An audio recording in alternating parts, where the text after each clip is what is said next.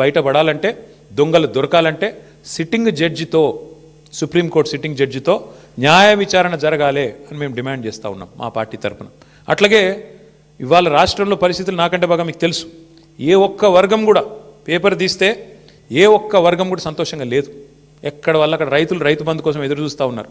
సంక్రాంతి పోయింది, నాట్లేసే టైం అయిపోయింది. ఇవాళ ఎన్నికలు లేవు కదా పంచాయతీలలో, అందుకే రైతు బంధు లేదు. ఇవాళ మళ్ళీ చీరలు వచ్చే కార్యక్రమం స్టార్ట్ చేసారట పట్టణాలలో. అంటే ఓట్లు తప్ప రాజకీయ యావ తప్ప నీకు వేరే ఏది కూడా పట్టి లేదు. నేను ఇంకోటి అడుగుతున్నా, మేము 1000 సీట్లు ఎదుర్కొంటాం.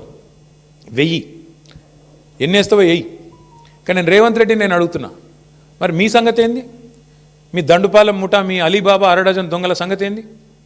మీ రెవెన్యూ మినిస్టర్ పొంగులేటి శ్రీనివాసరెడ్డి, ఆయన కొడుకు రెవెన్యూ మినిస్టర్ కొడుకు 100 మంది గుండగాలను వేసుకొని ప్రైవేటు వ్యక్తుల భూముల్లో జొరబడుతున్నాడు. దాని మీద ఏవా సిట్టు? దాని మీద ఉండదా విచారణ? అంటే ఇష్టం వచ్చినట్టు రెవెన్యూ మంత్రి కొడుకు పోయి భూములు కొల్లగొడుతుంటే, ప్రైవేట్ వ్యక్తుల భూముల్లోకి పోయి బౌన్సర్లతో పోయి దాడులు చేస్తుంటే సిట్టులు పిట్టులు ఎడదచ్చినాయి. ఎందుకే యవు? అట్లాగే అడుగుతున్నా నేను, మీ మీ మీ సన్నిహిత అనుచరుడు రోహిన్ రెడ్డి పారిశ్రామికవేత్త తలకు తుపాకీ పెట్టిండు అని నేను చెప్పుడు కాదు, మీరు చెప్పుడు కాదు, మీడియా చెప్పుడు కాదు, మంత్రి గారి కుమార్తె చెప్పింది. మీ క్యాబినెట్లో ఉన్న మంత్రి గారి కుమార్తె చెప్పింది. మరి దాని మీద ఏవా సిట్టు? మంత్రి గారి ఓఎస్డీ తప్పు చేసిండా? తుపాకీ ఎవడు తలకు పెట్టిండు? మంత్రి గారు ఓఎస్డీ పెట్టిండా, లేకపోతే సీఎం బ్రదర్ లాంటి రోహిన్ రెడ్డి పెట్టిండా? దాని మీద ఉండదా సిట్టు?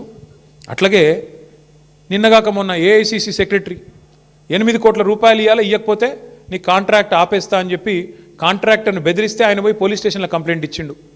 బ్రహ్మరాంబిక అనేది ఉంది ఏజెన్సీ, అలంపూర్ భ్రమరా. మరి దాని మీద ఉండదా సిట్టు? దాని మీద వస్తలేదా నీ చేయలు? అట్లాగే నీ బామ్మర్ది మీద వేస్తావా సిట్టు?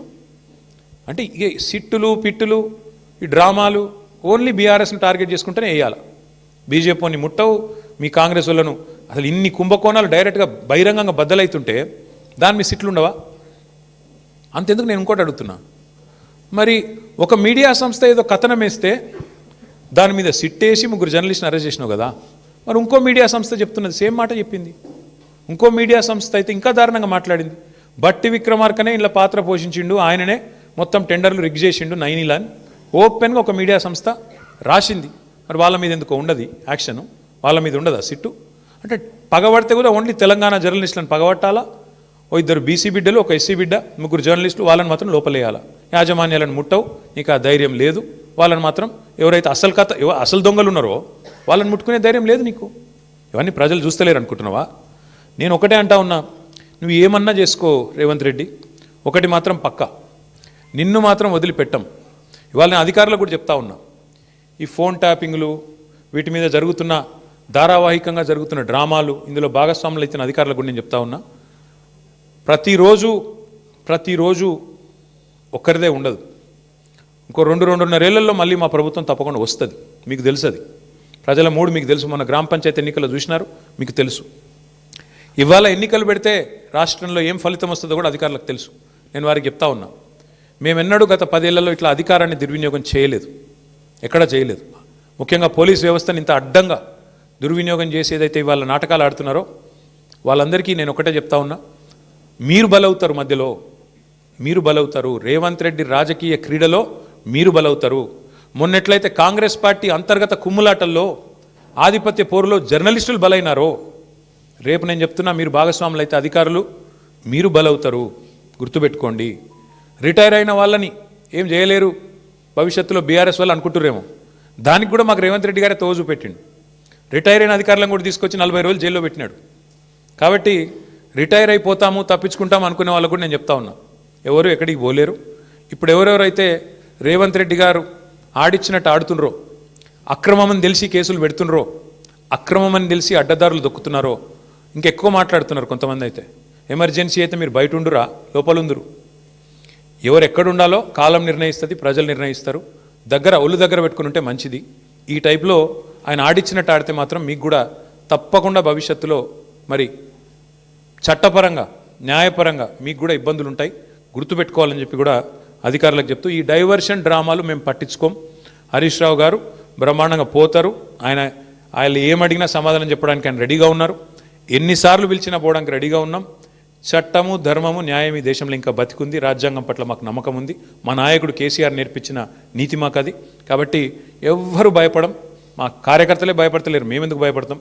బరాబర్ కొట్లాడి మళ్ళీ తిరిగి పునీతంగా బయటకు వస్తామని చెప్పి తెలియజేస్తూ, మీరు కూడా ఇవాళ అందరూ మరి ఉదయం నుంచి ఇక్కడ ఉన్నందుకు, మాకు సంఘీభావం చెప్పినందుకు మా జర్నలిస్ట్ సోదరులకు కూడా ధన్యవాదాలు.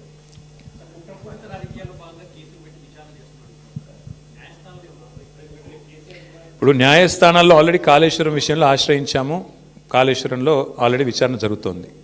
ఫోన్ ట్యాపింగ్లో కూడా already the matter is sub జుడిస్. వాస్తవానికి సుప్రీంకోర్టులో వ్యవహారం నడుస్తూనే ఉంది. ఆల్రెడీ హరీష్ రావు గారికి సుప్రీంకోర్టు కొట్టేసింది, క్లీన్ చిట్ ఇచ్చింది. అయినా ఎందుకు పిలిచారో మీరు వాళ్ళని అడగాల. విచిత్రం ఏంటంటే బ్రదర్, మేమేమో ఈ 2 ఏళ్లలో 200 ప్రెస్ మీట్లు పెట్టింటాం ముఖ్య నాయకులు అందరం కలిసి.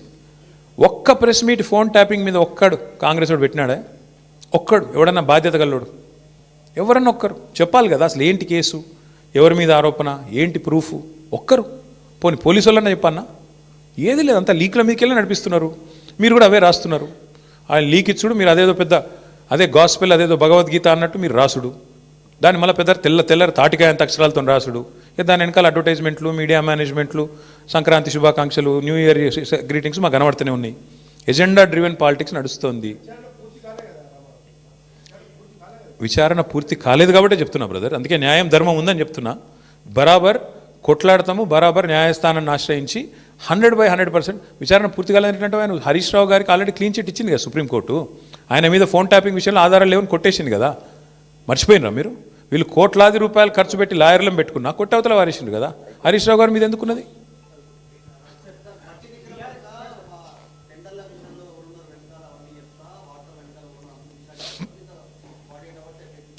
నా పేరు KT Ramarao. You're asking the wrong person. ఏమవుతుంది అన్న తెలియదు. దొంగలు కలిసి ఉల్లు పంచుకుంటున్నారు. ఒక ఆయన మిస్టర్ 20%, ఒక ఆయన బ్యాగ్ మ్యాన్. 2 బ్యాగులు పంపిండేమో. ఏముంటుంది అందులో?